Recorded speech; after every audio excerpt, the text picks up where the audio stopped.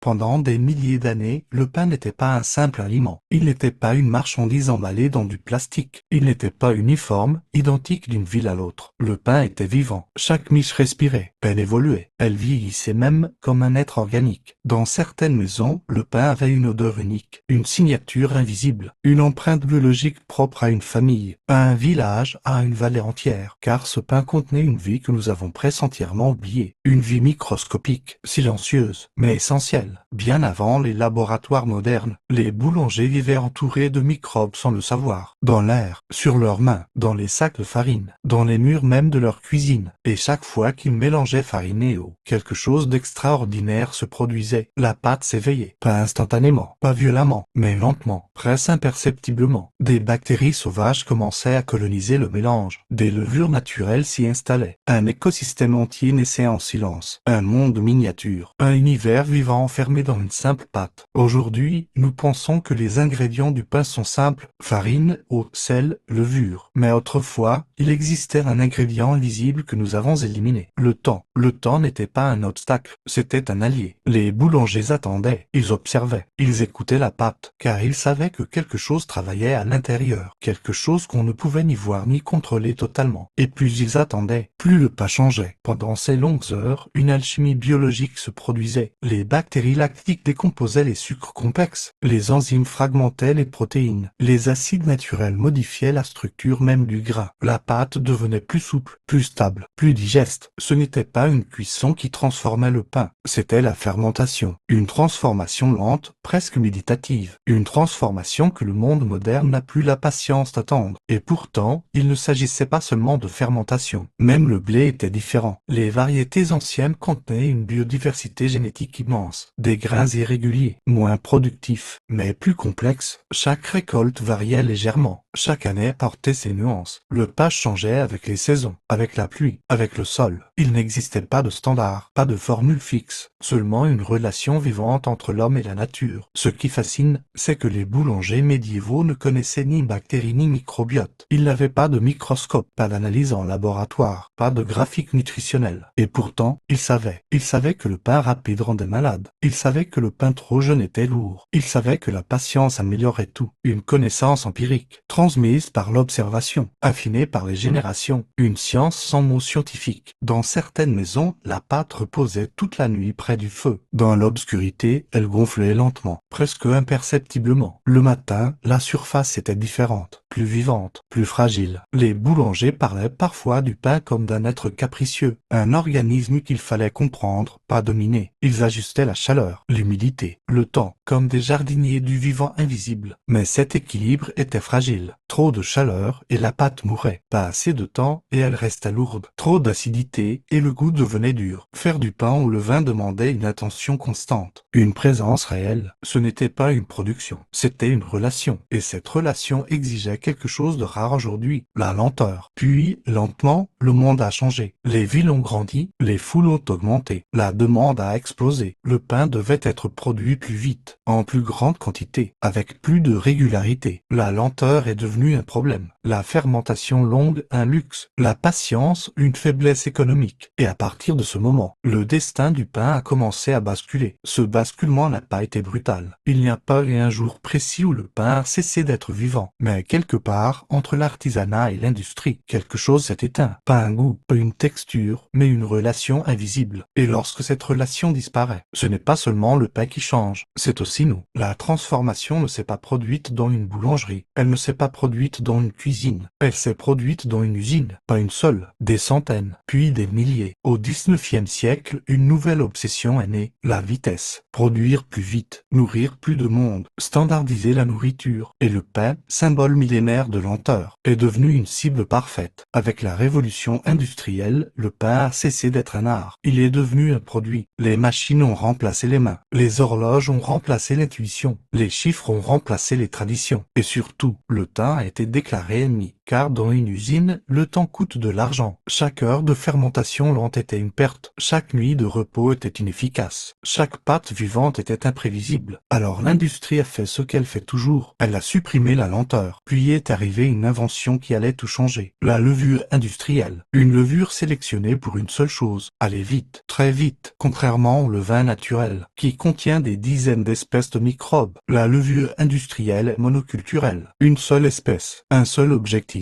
Une seule réaction. Faire gonfler la pâte. Le plus rapidement possible. Avant, le pain pouvait fermenter toute une nuit, parfois deux, avec la levure industrielle. Ce temps a été réduit brutalement. 24 heures sont devenues 12, puis 6, puis 3. Aujourd'hui, certains pains industriels sont prêts en moins de 90 minutes. Du grain au rayon, du chaud au plastique, en une seule rotation de production. Mais quelque chose d'invisible a disparu dans cette accélération. Quand on accélère une fermentation, on ne change pas seulement le temps, on change la biologie. Les bactéries bénéfiques n'ont plus le temps d'agir. Les enzymes ne terminent pas leur travail. Les acides naturels ne se développent pas. Le résultat, une pâte gonflée, mais biologiquement vide. Un pain qui a l'air vivant, mais qui ne l'est plus. C'est ici que commence une des plus grandes confusions modernes. Beaucoup de gens pensent que le gluten est devenu toxique, mais historiquement, le gluten n'a pas toujours posé problème. Ce qui a changé, c'est le traitement du gluten. Dans une fermentation lente, les bactéries commencent à prédigérer les protéines. Elles coupent les longues chaînes, elles les fragmentent, elles les rendent plus digestes. Mais dans une fermentation rapide, ce travail n'est jamais fait. Le gluten reste intact, dense, brut, et notre corps doit faire seul. Un travail que la fermentation faisait autrefois. Voici le paradoxe. Nous mangeons un pain plus rapide à produire, mais plus difficile à digérer. Un pain plus uniforme, mais plus agressif pour l'intestin. Un pain plus blanc, mais biologiquement appauvri. Et pourtant, nous accusons le blé. Nous accusons notre corps. Rarement le processus. Mais l'histoire ne s'arrête pas là. Car une fois que la fermentation naturelle a été supprimée, un nouveau problème est apparu. Le pain rapide se conservait mal. Il rassissait vite. Il perdait sa texture. Il s'effondrait. Alors l'industrie a introduit une nouvelle solution, les additifs, émulsifiants, correcteurs d'acidité, améliorants de panification, conservateurs. Des mots invisibles pour la plupart des consommateurs, mais omniprésents dans le pain industriel. Ces substances n'existaient pas pour nourrir. Elles existaient pour compenser. Compenser l'absence de fermentation. Compenser la perte de structure naturelle. Compenser la disparition du vivant. Le pain qui ne rassasie plus. Et peu à peu, quelque chose d'étrange est arrivé. Les gens ont commencé à manger plus de pain, mais à se sentir moins rassasiés, car le pain vivant nourrissait profondément. Il apportait des acides organiques, des enzymes, des micronutriments. Le pain industriel, lui, nourrit surtout en calories, beaucoup d'énergie, peu d'intelligence biologique, un carburant rapide, mais vide, une transformation mondiale. Ce changement ne s'est pas limité à un pays, il s'est répandu partout, Europe, Amérique, puis le reste du monde. Chaque région a abandonné ses fermentations traditionnelles, ses pains locaux, ses levains ancestraux, au profit d'un modèle unique, un pain standardisé, uniforme, mondialisé, le même goût à Paris, Karachi ou New York, une uniformité qui aurait été impensable il y a seulement 2 siècles, le coût caché, mais toute accélération a un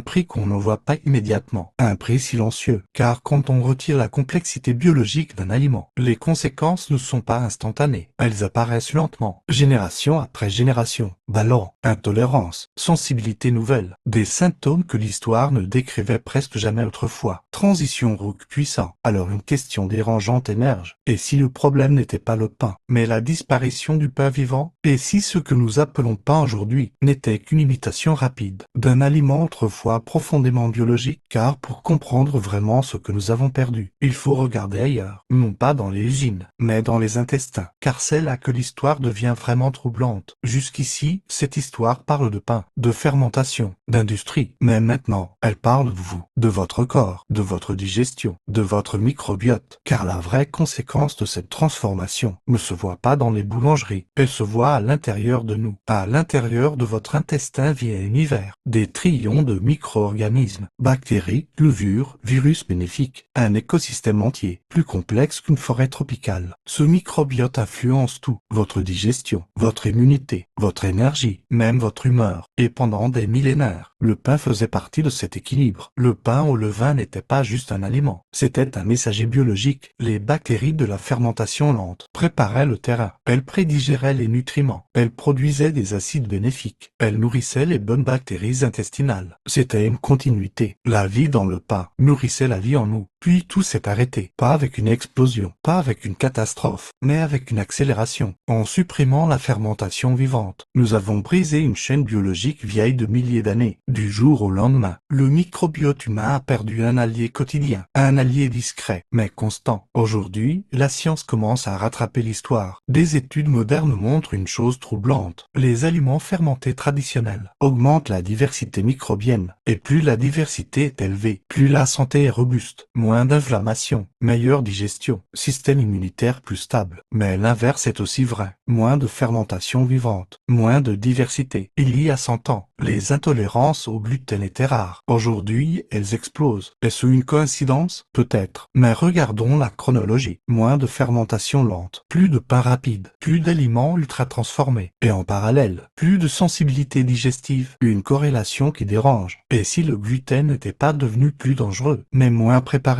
Dans un pain au levain traditionnel, les microbes commencent la digestion avant vous. Ils décomposent certaines protéines. Ils réduisent certaines molécules irritantes. Ils font une partie du travail. Mais quand cette étape disparaît, le corps doit tout gérer seul, sans préparation, sans transition, comme courir un marathon sans échauffement. Et l'histoire devient encore plus étrange, car le microbiote ne parle pas seulement à l'intestin. Il parle au cerveau, par le nerf vague, par les neurotransmetteurs, par des signaux chimiques constants. Certains chercheurs appellent cela l'axe intestin-cerveau, un dialogue permanent entre ce que vous mangez et ce que vous ressentez. Et si une partie de notre fatigue moderne n'était pas seulement liée au stress, mais une rupture alimentaire profonde, moins de bactéries bénéfiques, moins de fermentation vivante, moins de signaux biologiques anciens, un silence là où il y avait autrefois un dialogue. Pendant des siècles, le pain n'était pas juste une calorie, c'était une mémoire microbienne transmise de génération en génération. Chaque levain portait une histoire, un terroir, une signature invisible. Quand une mère donnait du levain à sa fille, elle transmettait plus qu'une recette, elle transmettait un écosystème. L'industrialisation n'a pas seulement uniformisé les saveurs, elle a uniformisé la vie, une levure standard, un processus standard, un goût standard, et peut-être un microbiote plus standardisé lui aussi, moins sauvage, moins diversifié, moins résilient. Ce qui est le plus troublant, c'est que nous nous sommes habitués. Ballon après le pain, normal. Fatigue digestive, normal. Inconfort après un sandwich, normal. Mais dans l'histoire longue de l'humanité, rien de tout cela n'était normal. Alors une question émerge, pas scientifique, presque philosophique. Que se passe-t-il quand une civilisation remplace un aliment vivant par une imitation rapide? Que perd-on vraiment? Des nutriments, des bactéries ou quelque chose de plus subtil? Un lien invisible avec le vivant. Mais voici la partie inattendue. Cette histoire n'est pas seulement une perte, c'est aussi une redécouverte. Car contrairement à beaucoup de traditions perdues, celle-ci n'a jamais complètement disparu. Elle attend, dans certaines boulangeries oubliées, dans des cuisines silencieuses, dans des bocaux posés sur des étagères. Le pain vivant n'a pas disparu, il a juste été mis de côté. Et la question maintenant n'est plus qu'avons-nous perdu, mais plutôt pouvons-nous le retrouver? Toutes les grandes renaissances commencent dans le silence, pas dans les médias, pas dans les grandes industries, mais dans les marges, dans de petites cuisines, dans des villages oubliés, dans les mains de quelques obstinés. Et c'est exactement ainsi que le pain vivant a commencé à revenir. Pendant que le monde courait vers la vitesse, certains ont refusé d'abandonner la lenteur. Des boulangers isolés, des fermiers, des familles, ils ont gardé leur levain en vie, jour après jour, année après année, sans hashtag, sans marketing, juste par fidélité. Dans certains villages d'Europe, il existe encore des levains centenaires, des cultures nourries depuis des générations, plus vieilles que certaines entreprises, plus constantes que certaines frontières. Un levain peut survivre des siècles si quelqu'un prend le temps de le nourrir. Farine, eau, temps, rien de plus. Et pourtant, tout est là. Puis quelque chose d'inattendu s'est produit. Le monde moderne a commencé à regarder en arrière, pas par nostalgie, mais par nécessité. Fatigue digestive, recherche de naturalité, méfiance envers l'ultra transformé. Et soudain, le mot levain est revenu, dans les livres, sur les marchés, dans les conversations, comme une mémoire qui remonte à la la surface. La tradition n'est pas revenue seule. La science l'a rejointe. Des chercheurs ont commencé à analyser le pain au levain, à mesurer sa digestibilité, son impact glycémique, sa complexité microbienne, et ce qu'ils ont trouvé est fascinant. Le pain au levain digéré plus lentement, absorbé différemment, toléré par certaines personnes sensibles, comme si le passé murmurait. Nous savions déjà. Aujourd'hui, un nouveau type de boulanger émerge, ni complètement ancien, ni complètement moderne. Il utilise parfois des outils modernes, mais respecte les temps anciens. Il comprend la fermentation, il observe la pâte, il écoute le vivant. Ce n'est plus seulement un artisan, c'est un médiateur, entre la biologie et la nourriture, entre le passé et le présent. Mais la vraie révolution ne se passe pas dans les boulangeries, elle se passe dans les maisons. Des gens ordinaires recommencent. Un bocal, un peu de farine, un peu d'eau. Ils regardent des bulles apparaître, ils sentent une odeur acidulée, ils attendent. Et dans cette attente, quelque chose change, pas seulement la pâte, le rythme. Faire du levain oblige à ralentir. On ne peut pas presser une fermentation vivante. On ne peut pas accélérer une culture. Le levain impose son propre temps. Et dans un monde obsédé par l'instantané, cela devient presque radical. Attendre 24 heures pour un pain devient un acte de résistance. Très vite, ceux qui commencent comprennent une chose. Le levain n'est pas une technique, c'est une relation. On l'observe, on l'adapte, on le nourrit. Et en retour, il transforme quelque chose en nous. Une patience oubliée, une attention perdue. Comme si nourrir des bactéries réveillait une part ancienne de nous-mêmes. De plus en plus de gens commencent à poser des questions différentes. Pas seulement combien de protéines, mais est-ce vivant? Pas seulement combien de calories, mais quelle histoire? Le regard change. L'alimentation redevient une écologie, pas juste une consommation. Et lentement, un cycle ancien recommence. Des amis se donnent du levain. Des parents en offrent à leurs enfants. Des cultures voyagent de cuisine en cuisine, comme AETR et FOIS, sans empire, sans industrie, juste par transmission. Ce qui rend cette renaissance si puissante, c'est sa simplicité. Pas besoin d'usine, pas besoin de machines, pas besoin de technologies complexes, juste farine, eau, temps, vie, les mêmes éléments qu'il y a 1000 ans. Et peut-être que c'est cela le plus troublant. Nous n'avons jamais vraiment perdu le pain vivant. Nous l'avons seulement oublié, mis de côté, remplacé, ignoré, mais il était toujours là, silencieux, patient, attendant qu'on revienne. Alors la vraie question n'est plus scientifique, elle devient personnelle. Dans un monde qui accélère sans cesse, que choisissons-nous de ramener dans nos vies? Plus de vitesse ou plus de vie? Car parfois, les révolutions les plus profondes ne commencent pas dans les laboratoires, mais dans une simple cuisine, avec un bocal posé sur une étagère, et quelques bulles qui remontent lentement à la surface. Les plus grandes pertes ne font pas de bruit, elles ne s'annoncent pas, elles ne déclenchent pas d'alarme, elles disparaissent lentement, silencieusement, et souvent, nous ne réalisons leur valeur que lorsqu'elles sont déjà parties. Le pain vivant fait partie de ces pertes. Nous n'avons pas seulement changé une recette, nous avons changé une relation. Autrefois, le pain était un processus. Aujourd'hui, c'est un produit. Autrefois, il demandait du temps. Aujourd'hui, il demande une carte bancaire. Ce n'est pas seulement une transformation alimentaire, c'est une transformation culturelle. Regardez autour de vous, tout va plus vite. Messages instantanés, livraison en un jour, repas en quelques minutes. La vitesse est devenue une valeur, mais la vie, elle, n'a jamais accéléré. Les bactéries fermentent à leur rythme, les graines poussent à leur rythme, le corps guérit à son rythme, et peut-être que le malaise moderne vient de cette dissonance. Un monde rapide et une biologie lente. Quelque part en nous, il existe une mémoire ancienne, une mémoire qui reconnaît ce qui est vivant, l'odeur d'un pain fermenté, la texture d'une croûte épaisse, le goût légèrement acidulé. Ces choses parlent à quelque chose de profond, pas au cerveau moderne, mais à quelque chose de plus ancien. Le pain est toujours un miroir. Au Moyen-Âge, il reflétait la patience. Pendant l'industrialisation, il reflétait l'efficacité. Aujourd'hui, il reflète notre dilemme. Confort ou connexion, rapidité ou réalité, produit ou processus. Alors la vraie question n'est pas quel pain est le plus sain, la vraie question est quel monde voulons-nous nourrir? Un monde de choses mortes mais pratiques, ou un monde de choses vivantes mais lentes? Parce que chaque choix alimentaire est aussi un choix philosophique, même si nous ne le voyons pas. C'est peut-être pour cela que le levain fascine autant aujourd'hui, parce qu'il est plus qu'un ingrédient. C'est un symbole, un rappel que la vie ne peut pas être compressée, qu'il existe encore des processus que l'on ne peut ni automatiser, ni accélérer, et que peut-être c'est une bonne chose. Faire du levain chez soi ne changera pas le monde, mais ce n'est pas le but. Les grandes révolutions sont rares, les petits petites révolutions sont quotidiennes. Un choix différent au supermarché, un bocal dans une cuisine, un pain qui fermente lentement sur une table. Et soudain, quelque chose change. Pas dans le monde entier, mais dans un foyer. Pendant des siècles, le savoir s'est transmis sans livre, de main à main, de cuisine en cuisine, de génération en génération. Puis la chaîne s'est brisée. Mais une chaîne brisée peut être renouée, pas parfaitement, pas identiquement, mais suffisamment pour que le fil continue. Nous ne reviendrons jamais complètement en arrière, et ce n'est pas nécessaire. Le passé n'est pas un lieu où vivre, c'est un lieu où apprendre. Nous avons la science moderne, la connaissance, la liberté de choisir, et pour la première fois peut-être, nous pouvons combiner les deux, comprendre le passé, avec la conscience du présent. Au final, la vérité est simple, le pain vivant n'a jamais disparu. Il attend, dans des bocaux oubliés, dans des boulangeries discrètes, dans des mains patientes. Il attend que quelqu'un prenne le temps, parce qu'au fond, tout revient toujours au temps. Le temps que nous donnons, le temps que nous refusons, le temps que nous croyons perdre. Mais peut-être que certaines choses ne nous font pas perdre du temps. Peut-être qu'elles nous le rendent. Alors, la prochaine fois que vous verrez un pain, posez-vous une question simple. Est-ce que ce pain a été fabriqué ou est-ce qu'il a été cultivé? Parce qu'entre les deux se cache toute une philosophie, toute une histoire et peut-être tout un avenir. Si cette histoire vous a surpris, ce n'est que le début. Il existe encore des dizaines de savoirs oubliés, des méthodes effacées, des vérités enterrées sous la vitesse moderne. Et ici, nous les redécouvrons une par une. Alors si vous voulez explorer ce que le monde a oublié, abonnez-vous, pas pour le passé, mais pour comprendre le présent. Et peut-être reconstruire quelque chose de plus vivant pour demain.